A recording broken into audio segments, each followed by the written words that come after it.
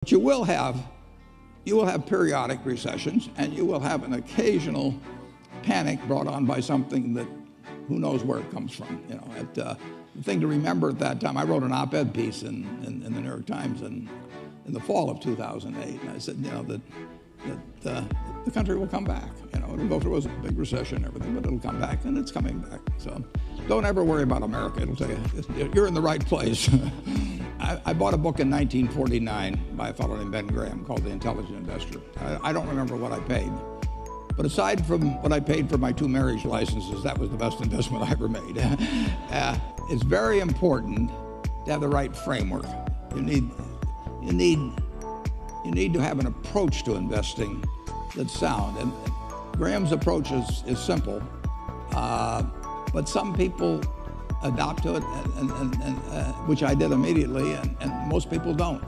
But if you have the right philosophy, you will find opportunities as you go through the next 20, 30, 40, 50 years. And frankly, you're most likely to find them when in periods like 5 years ago when we were having the panic. I mean, stocks sell at silly prices from time to time. Most stocks at one time or another sell at very silly prices.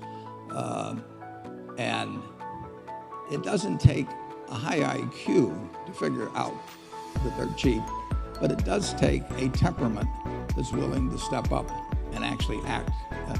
The country will come back. It'll go through a big recession and everything, but it'll come back, and it's coming back. So don't ever worry about America. It'll tell you, you're in the right place. The lessons are that people will continue to make the same mistakes they've made. I mean, humans, and it doesn't correlate to IQ particularly. When they get greedy, it's very hard to write regulations that will keep people from acting foolishly, particularly when acting foolishly has been proven very profitable over the preceding few years. It's just the way it works. There is a very, I think, structural problem as a market system gets more and more specialized.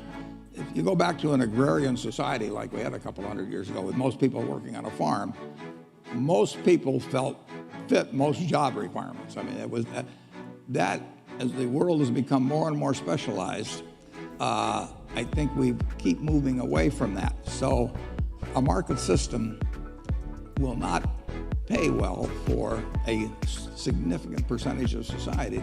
They aren't needed to keep GDP itself going up and people at the top. And I think government has to address that. I mean, Coca-Cola's been around since 1886. There's 1.8 billion 8-ounce servings of Coca-Cola products sold every day. So those are the kind of decisions I like to make. And you may have an entirely different field of expertise than I would have, and probably much more up to date in terms of the kind of businesses that we're seeing evolve. And you can get very rich if you just understand a few of them and understand their future. But fortunately, I don't have to. I mean, if we go into Heinz, and I look at people pouring ketchup on, hamburgers and potatoes. I don't think it's going to change. And the nice thing about it, some products travel, some products don't travel. Candy bars don't travel well. I mean, if you look at the Cadbury bars in England, they don't sell well here, and if you look at the Hershey bars here, they don't sell as well someplace else. Soft drinks travel, and ketchup travels. If you look at what happened in September and October of 2008, there were some extraordinary things done. The Federal Reserve poured $85 billion into AIG, and if they hadn't, our world would be very different. Hank Paulson guaranteed money market funds at a time when 30 million Americans with money market funds were panicking, and when $300 billion in 3 days had gone out of the non-government money market funds, 125 of it had gone back into the government. $300 billion, that was almost equal to the deposits of Wells Fargo or Wachovia at the time, which were then two separate institutions.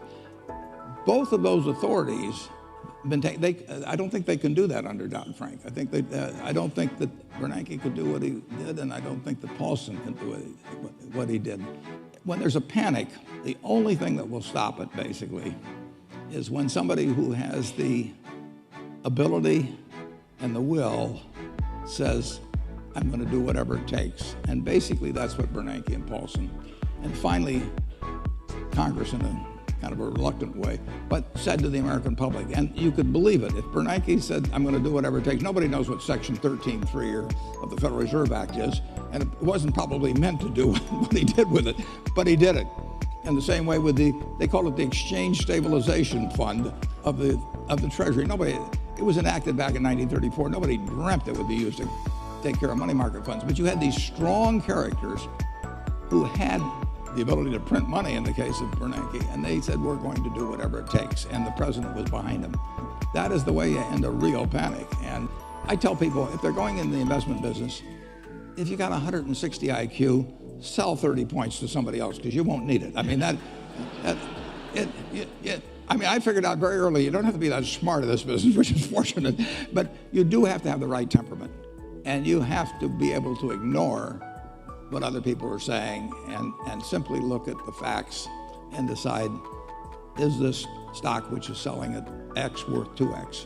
And occasionally you'll find things like that, and when you don't find it, you don't do anything. You don't have to be right about thousands and thousands and thousands of companies. You only have to be right about a couple. I met Bill Gates on July 5th, 1991. We were out in Seattle, and Bill said, you've got to have a computer. And I said, why? And he said, you can do your income tax on it. I said, I don't have any income. Berkshire doesn't pay a dividend. He said, well, you can keep track of your portfolio. And I said, I only have one stock. I said, and he says, it's going to change everything. And I said, well, will it change whether people chew gum? And he said, well, probably not. And I said, well, will it change what kind of gum they chew? And not. And I said, well, then I'll stick to chewing gum and you stick to computers, you know. I don't have to understand all kinds of business. There's all kinds of business I don't understand. But there's thousands of opportunities there. I did understand the Bank of America, you know, and I'll be able, I'm able to do that. I'm able to understand, so I can wait there and look at thousands of companies day after day, and only when I see something I understand, and when I like the price at which it's selling, then if I swing, if I hit it, fine. If I miss it, it's a strike. But it's an enormously advantageous game. And it's a terrible mistake to think you have to have an opinion on everything. You only have to have an opinion on a few things. In fact, I've told students, if when they got out of school, they got a punch card with 20 punches on it, and that's all the investment decisions they got to make in their entire life, they would get very rich, because they would think very hard about each one. And you don't need 20 right decisions to get very rich. You know, 4 or 5 will probably do it over time. So I don't worry too much about the things I don't understand. If you understand some of these businesses that are coming along and can spot things on, if you can spot on Amazon, for example, I mean, it's a tremendous accomplishment what Jeff Bezos has done. And I tip my hat to him. He's a wonderful businessman. He's a good guy too. But could I have anticipated that he would be the success and 10 others wouldn't be? I'm not good enough to do that. But fortunately, I don't have to. You know, I don't have to form an opinion on Amazon. And I did form an opinion on the Bank of America, and I formed an opinion on Coca-Cola. And we had this huge bubble in the most important asset the American public has, housing. I mean, so you had a huge bubble in something you could borrow heavily against. So you could run a margin account, in effect, on a house instead of stocks, and conditions got very lax. And so when that bubble popped, but people came into that gradually. When they get fearful, it happens all at once. I mean, when people get scared, they all want to leave at one time. And we had them all want to leave at one time, and that'll happen again. It'll happen with a different set of circumstances, but the human animal will keep behaving pretty much the way it has in the past. So we will have periodic recessions. We'll have an occasional panic, which doesn't all recessions don't come from panics, but just look at where we are now. I mean, the country really works. The trick is, I mean, it seems to me the obligation of a society as prosperous as ours is to figure out how nobody gets left too far behind. But I think we are in the stage where we need to focus more on making sure that the people who get the bad tickets do better than they are. And, you know, We said that blacks were 3/5 or slaves were 3/5 of a person back when we started. And said, we said all men are created equal in 1776, and in 1789 we said blacks are 3/5 of a person. We not only said all men are created equal, but in the Gettysburg Address, Lincoln repeated it. It was 1920 before we passed the 19th Amendment for women. So we treated women as an essentially different class for all those years. So I think we've gone significantly in the right direction in terms of behaving better as a society, and I think we've gone terrifically in the right direction in terms of turning out lots of stuff. But I think we have to address the question of how do you treat the people that are left behind in a system that maximizes the output of goods and services.